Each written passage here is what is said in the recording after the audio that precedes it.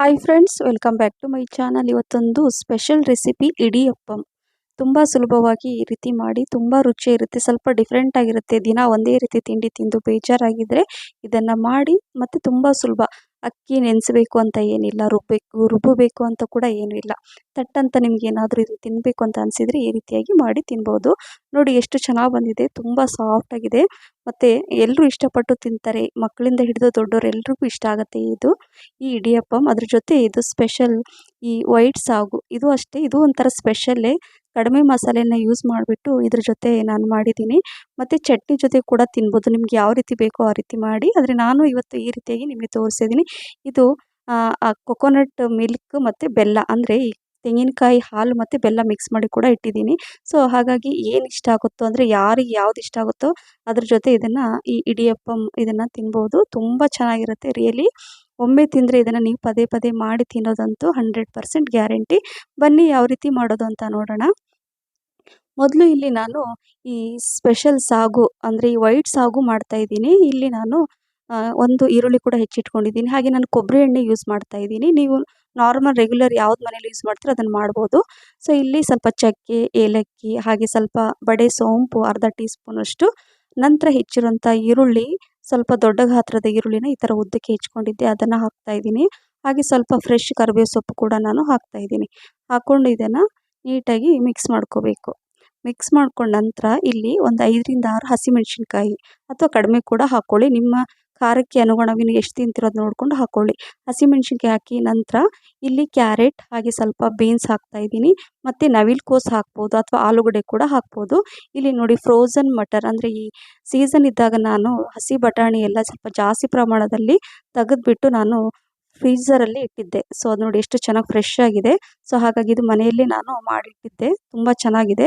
So ಇದನ್ನು 1 ಕಪ್ಪಷ್ಟು ನಾನು ಈ ಹಸಿ ಬಟಾಣಿನ ಸ್ವಲ್ಪ ನೀರಲ್ಲಿ 1 ಟೈಮ್ ತೊಳೆದ್ಬಿಟ್ಟು ಇದನ್ನು ಕೂಡ ಇದರಲ್ಲಿ ಹಾಕ್ಕೊಳ್ತಾ ಇದ್ದೀನಿ. ನಿಮಗೆ ಇಷ್ಟ ಯಾವುದು ಆಗುತ್ತೋ ಆ ತರಕಾರಿಗಳನ್ನು ನೀವು ಇದರಲ್ಲಿ ಹಾಕ್ಕೋಬೋದು. ಸೊ ಇದನ್ನೆಲ್ಲ ಹಾಕ್ಕೊಂಡು ಸ್ವಲ್ಪ ಚೆನ್ನಾಗಿ ಮಿಕ್ಸ್ ಮಾಡ್ಕೋಬೇಕು. ಮಿಕ್ಸ್ ಮಾಡಿದ ನಂತರ ಈಗ ಇದರಲ್ಲಿ ಸ್ವಲ್ಪ ರುಚಿಗೆ ತಕ್ಕಷ್ಟು ಉಪ್ಪು ಕೂಡ ಹಾಕ್ಕೋಬೇಕು. ಇದರಲ್ಲಿ ನಾನು ಶುಂಠಿ, ಬೆಳ್ಳುಳ್ಳಿ ಯಾವುದು ಏನು ಯೂಸ್ ಮಾಡ್ತಾ ಇಲ್ಲ. ನೋಡ್ತಾ ಇದ್ದೀರಾ ನೀವು, ತುಂಬ ಕಡಿಮೆ ವಸ್ತುಗಳನ್ನು ನಾನು ಯೂಸ್ ಮಾಡ್ತಾ ಇದ್ದೀನಿ ಇದರಲ್ಲಿ.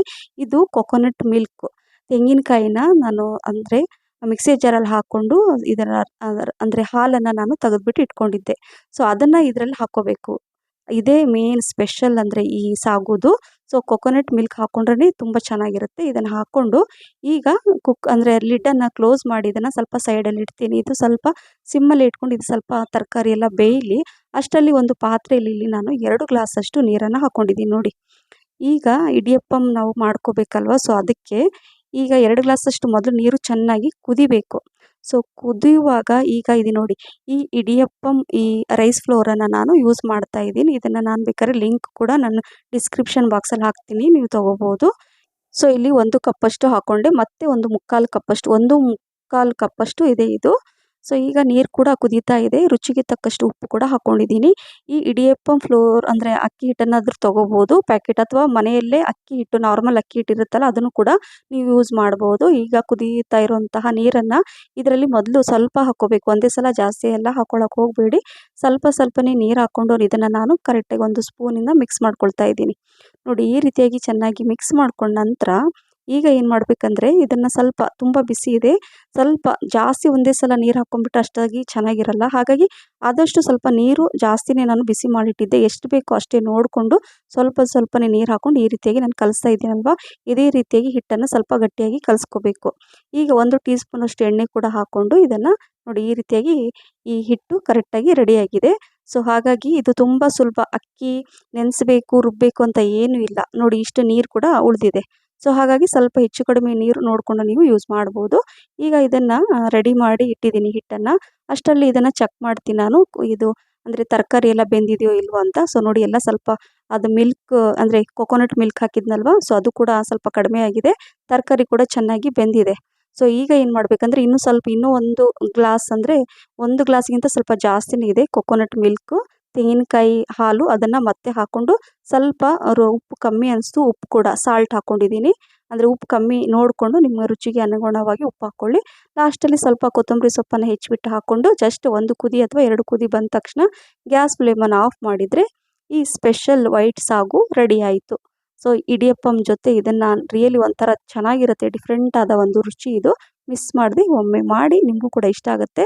ಈಗ ಇದು ಜಸ್ಟ್ ಕುದೀತಾ ಇದೆ ಅಲ್ವಾ, ಈಗ ನಾನು ಗ್ಯಾಸ್ ಫ್ಲೇಮನ್ನು ಆಫ್ ಮಾಡಿಬಿಟ್ಟು ಈಗ ಇಲ್ಲಿ ಒಂದು ಇಡ್ಲಿ ಪಾತ್ರೆ ತೊಗೊಂಡಿದ್ದೀನಿ, ಅದರಲ್ಲಿ ಸ್ವಲ್ಪ ನೀರು ಕೂಡ ಹಾಕಿದ್ದೀನಿ, ಬಿಸಿ ಆಗ್ತಾ ಇರುತ್ತೆ. ಇಲ್ಲಿ ನಾನು ತಟ್ಟೆ ಇಡ್ಲಿದು ಒಂದು ಪ್ಲೇಟ್ಸ್ ಎಲ್ಲ ತೊಗೊಂಡಿದ್ದೀನಿ. ಹಾಗೆ ನೋಡಿ, ಈ ಚಕ್ಲಿ ಎಲ್ಲ ಮಾಡ್ತೀವಲ್ಲ ಮೋಲ್ಡಲ್ಲಿ ಸ್ಮಾಲ್ ಚಿಕ್ಕ ಚಿಕ್ಕದು ಈ ಭುಜಿಯ ಎಲ್ಲ ಮಾಡ್ತೀವಲ್ಲ, ಸೊ ಅದನ್ನು ನಾನು ಇದರಲ್ಲಿ ಹಾಕ್ಕೊಂಡಿದ್ದೀನಿ. ಸೊ ಈಗ ಸ್ವಲ್ಪ ಎಣ್ಣೆ ಕೂಡ ಮಿಕ್ಸ್ ಮಾಡ್ಕೋಬೇಕು, ಅಂದರೆ ಎಣ್ಣೆ ಎಲ್ಲದಕ್ಕೆಲ್ಲ ಹಚ್ಚಬೇಕು, ಅಂದರೆ ಸ್ಪ್ರೆಡ್ ಮಾಡಬೇಕು, ಚೆನ್ನಾಗಿರುತ್ತೆ, ಎಲ್ಲೂ ಅಂಟ್ಕೊಳ್ಳಲ್ಲ ಅಂತ ಅಷ್ಟೇ. ಈಗ ಈ ಹಿಟ್ಟನ್ನು ನಾನು ಇದರಲ್ಲಿ ಎಷ್ಟು ಬೇಕೋ ಅಷ್ಟು, ಅದರಲ್ಲಿ ಎಷ್ಟು ಬರುತ್ತೋ ಆ ಹಿಟ್ಟನ್ನು ಈ ಥರ ಮಾಡಿ ಅದರಲ್ಲಿ ಹಾಕ್ತಾಯಿದ್ದೀನಿ. ಸೊ ಈಗ ಏನು ಮಾಡಬೇಕಂದ್ರೆ, ಮೊದಲೇ ಈ ಪ್ಲೇಟಲ್ಲಿ ನಾನು ಎಣ್ಣೆ ಕೂಡ ಹಚ್ಚಿಟ್ಟಿದ್ದೆ. ಸೊ ಈಗ ಇದನ್ನು ಸೇಮ್, ಈಗ ನಾವು ಇಡ್ಲಿಗೆಲ್ಲ ನಾವು ಬ್ಯಾಟರ್ ಎಲ್ಲ ಹಾಕ್ತೀವಲ್ಲ, ಅದೇ ಥರ ನಾವು ಏನು ಮಾಡಬೇಕಂದ್ರೆ, ಸ್ವಲ್ಪ ಪ್ಲೇಟಲ್ಲಿ ಎಣ್ಣೆ ಎಲ್ಲ ಹಚ್ಚಿದ್ದು ನಂತರ ಈಗ ಈ ರೀತಿಯಾಗಿ ಈ ಮೋಲ್ಡಲ್ಲಿ ಹಾಕಿ ಈ ರೀತಿಯಾಗಿ ಮಾಡ್ಕೋಬೇಕು. ನೋಡಿ, ಎಷ್ಟು ಬರುತ್ತೋ ಅಷ್ಟು ನೋಡಿಕೊಂಡು ಹಾಕೊಳ್ಳಿ, ಅಥವಾ ಇಡ್ಲಿ ಪಾತ್ರೆ ಇರುತ್ತಲ್ವ, ನೀವು ಅದರಲ್ಲೂ ಕೂಡ ನೀವು ಚಿಕ್ಕ ಚಿಕ್ಕದಾಗಿ ಇಡಿಯಪ್ಪ ಮಾಡ್ಕೋಬೋದು. ನನಗೆ ಇದು ಚೆನ್ನಾಗಿ ಅನಿಸುತ್ತೆ, ಈ ಥರ ಸ್ವಲ್ಪ ದೊಡ್ಡ ದೊಡ್ಡದಾಗಿದ್ದರೆ ಚೆನ್ನಾಗಿರುತ್ತೆ ನೋಡಲಿಕ್ಕೂ, ಮತ್ತು ಬೇಗ ಬೇಗ ಆಗುತ್ತೆ ಅಂತ ನಾನು ಇದರಲ್ಲಿ ಮಾಡ್ತಾಯಿದ್ದೀನಿ. ಸೊ ನಿಮ್ಗೆ ಯಾವ ರೀತಿ ಬೇಕೋ ಆ ರೀತಿ ನೀವು ಮಾಡ್ಕೋಬೋದು. ನೋಡ್ತಾ ಇದ್ರಲ್ಲ, ತುಂಬ ಚೆನ್ನಾಗಿ ಬರ್ತಾ ಇದೆ. ಸೊ ಇದೇ ರೀತಿ ನಾನು ಎಲ್ಲ ಪ್ಲೇಟಲ್ಲಿ ಈ ರೀತಿಯಾಗಿ ಹಾಕ್ಕೊಂಡು ಈಗ ಇಟ್ಕೊಳ್ತಾ ಇದ್ದೀನಿ. ನೀರು ಕೂಡ ಬಿಸಿ ಆಗಿದೆ. ಸೊ ಈಗ ಇದನ್ನೆಲ್ಲ, ಈ ಪ್ಲೇಟ್ಸ್ ಎಲ್ಲ ಇದೆ ಅಲ್ವಾ, ಇದನ್ನೆಲ್ಲ ಹಾಕ್ಕೊಂಡು ಈಗ ಸ್ಟೀಮ್ ಮಾಡಬೇಕಾಗತ್ತೆ ಅಷ್ಟೇ, ತುಂಬ ಸುಲಭ. ನೋಡಿ, ಇದು ಒಂಥರ ಮಾಡುವಾಗಲೇ ತುಂಬ ಖುಷಿ ಬರುತ್ತೆ, ಎಷ್ಟು ಚೆನ್ನಾಗಿ ಬಿಡ್ತಾ ಇದೆ ನೋಡಿ. ಅದು ಇಡಿಯಪ್ಪಂ ತುಂಬ ಚೆನ್ನಾಗಿ ಬಂದಿದೆ, ಪರ್ಫೆಕ್ಟಾಗಿ. ಹಿಟ್ಟು ನೀವು ಕರೆಕ್ಟಾಗಿ ಕಲಿಸ್ಕೊಂಡ್ರೆ ತುಂಬ ಚೆನ್ನಾಗಿ ಬರುತ್ತೆ. ಸೊ ಈಗ ಎಲ್ಲ ಪ್ಲೇಟನ್ನು ನಾನು ಇದರಲ್ಲಿ ಹಾಕ್ಕೊಂಡು ನೋಡಿ, ಎಲ್ಲ ಒಟ್ಟು 4 ಪ್ಲೇಟ್ ಇದೆ. ಸೊ ಇದನ್ನು ನಾನು ಇದರಲ್ಲಿ ಹಾಕ್ಕೊಂಡು ಇದನ್ನು ಕವರ್ ಮಾಡಿ, ಈಗ ಏನು ನಾನು ನೀರು ಬಿಸಿ ಮಾಡ್ಲಿಕ್ಕೆ ಇಟ್ಟಿದ್ದಲ್ಲ ಅದರಲ್ಲಿ ಇದನ್ನು ಹಾಕಿ ಒಂದು 15ರಿಂದ 20 ನಿಮಿಷ ಇದನ್ನು ನಾನು ಸ್ಟೀಮ್ ಮಾಡ್ತೀನಿ. ಅಂದರೆ ಇದನ್ನು ಬೇಯಿಸ್ಕೋಬೇಕು ಹಬೆಯಲ್ಲಿ, ಅಂದರೆ ನೀರು ಹಬೆಯಲ್ಲಿ ಅದು ಚೆನ್ನಾಗಿ ಬೇಯಬೇಕು. ಈಗ ಏನಂದರೆ, ಒಂದು ಮೀಡಿಯಮ್ ಫ್ಲೇಮಲ್ಲಿ ಒಂದು 15ರಿಂದ 20 ನಿಮಿಷ ಆಯಿತು. ನಂತರ ಈಗ ನಾನು ಗ್ಯಾಸ್ ಫ್ಲೇಮನ್ನು ಆಫ್ ಮಾಡಿ ನಿಮಗೆ ತೋರಿಸ್ತಾ ಇದ್ದೀನಿ. ಸೊ ನೋಡಿ, ತುಂಬ ಚೆನ್ನಾಗಿ ಬಂದಿದೆ, ಪರ್ಫೆಕ್ಟ್ ಅಂತ ಹೇಳ್ಬೋದು. ಯಾವ ಹೋಟ್ಲ್ ರೆಸ್ಟೋರೆಂಟಲ್ಲೂ ಕೂಡ ನಿಮ್ಗೆ ಸಿಗಲ್ಲ, ಮನೆಯಲ್ಲೇ ಹೋಟೆಲ್ ರೆಸ್ಟೋರೆಂಟ್ಗಿಂತನೂ ಚೆನ್ನಾಗಿ ನೀವು ಮಾಡಿ ತಿನ್ಬೋದು. ಸೊ ನೋಡಿ, ತೋರಿಸ್ತೀನಿ ಒಂದೊಂದೇ ಪ್ಲೇಟ್ ತೆಗೆದುಬಿಟ್ಟು. ತುಂಬ ಖುಷಿಯಾಯಿತು, ಮಕ್ಕಳಿಗೂ ಕೂಡ ತುಂಬ ಖುಷಿಯಾಗುತ್ತೆ. ಸ್ವಲ್ಪ ದಿನ ಒಂದೇ ರೀತಿ ತಿಂಡಿ ತಿಂದು ಬೇಜಾರಾದರೆ ಕೆಲವೊಂದು ಸಲ ಈ ರೀತಿ ಮಾಡಿ ಒಂಥರ ಖುಷಿ ಕೊಡುತ್ತೆ. ಇದನ್ನು ನಾವು ಮಾಡಿದ್ದಕ್ಕೂ ಖುಷಿಯಾಗುತ್ತೆ, ತಿಂದವರಿಗಂತೂ ಇನ್ನೂ ತುಂಬ ಚೆನ್ನಾಗಿ ಎಂಜಾಯ್ ಮಾಡಿ ತಿಂತಾರೆ.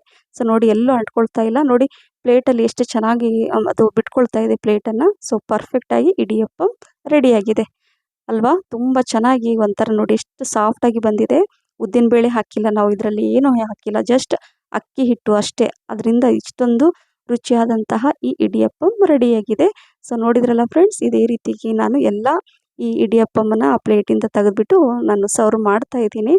ಸೊ ನಿಮಗೆ ಈ ರೆಸಿಪಿ ಏನಾದರೂ ಇಷ್ಟ ಆಗಿದ್ದರೆ ಲೈಕ್, ಶೇರ್, ಕಮೆಂಟ್ಸ್ ಮತ್ತು ಸಬ್ಸ್ಕ್ರೈಬ್ ಮಾಡಿ. ನಿಮ್ಮ ಫ್ರೆಂಡ್ಸ್ ಮತ್ತು ಫ್ಯಾಮಿಲಿ ಕೂಡ ಶೇರ್ ಮಾಡಿ. ನನ್ನ ಫೇಸ್ಬುಕ್ ಪೇಜ್ ಕೂಡ ಫಾಲೋ ಮಾಡೋದನ್ನು ದಯವಿಟ್ಟು ಮರಿಬೇಡಿ ಅಂತ ಹೇಳ್ತಾ, ನೋಡಿ ಸಾಗು, ಈ ವೈಟ್ ಸಾಗು ಜೊತೆ ಈ ಇಡಿಯಪ್ಪಂ ನಾನು ಈ ಥರ ಕೊಡ್ತಾ ಇದ್ದೀನಿ. ಅದ್ರ ಜೊತೆ ಕೊಕೊನಟ್ ಮಿಲ್ಕ್ ಇರುತ್ತಲ್ಲ, ಅದ್ರ ಜೊತೆ ಸ್ವಲ್ಪ ಬೆಲ್ಲ ಹಾಕಿಬಿಟ್ಟು ಕೂಡ ನೀವು ತಿನ್ಬೋದು. ನಿಮಗೆ ಯಾವ ರೀತಿ ಇಷ್ಟ ಆಗುತ್ತೋ ಆ ರೀತಿಯಾಗಿ ನೀವು ತಿನ್ಬೋದು. ಈ ಸ್ಪೆಷಲ್ ರೆಸಿಪಿ ರೆಡಿ ಆಯಿತು. ಸೊ ಇದು breakfast, lunch, dinner any time ತಿನ್ಬೋದು. ಡಿಫ್ರೆಂಟ್ ಆದ ರೆಸಿಪಿ ನಿಮಗೆ ಇಷ್ಟ ಆಗಿದೆ ಅಂತ ಅಂದ್ಕೊಂಡಿದ್ದೀನಿ ಫ್ರೆಂಡ್ಸ್. ಈ ವೈಟ್ ಸಾಗು ಜೊತೆ ಇಡಿಯಪ್ಪಂ ರಿಯಲಿ ತುಂಬಾ ಒಂಥರ ಅಮೃತ ಅಂತ ಹೇಳ್ಬೋದು, ಅಷ್ಟೊಂದು ರುಚಿಯಾಗಿತ್ತು. ಖಂಡಿತವಾಗ್ಲೂ ಮಿಸ್ ಮಾಡ್ತೀನಿ, ಒಮ್ಮೆ ಟ್ರೈ ಮಾಡಿ, ನಿಮಗೂ ಕೂಡ ಇಷ್ಟ ಆಗುತ್ತೆ ಅಂತ ಹೇಳ್ತಾ, ಮತ್ತೆ ಇನ್ನೊಂದು ಹೊಸ ರೆಸಿಪಿ ಜೊತೆ ಸಿಗ್ತೀನಿ. ಅಲ್ಲಿವರೆಗೂ thank you for watching. Bye, take care.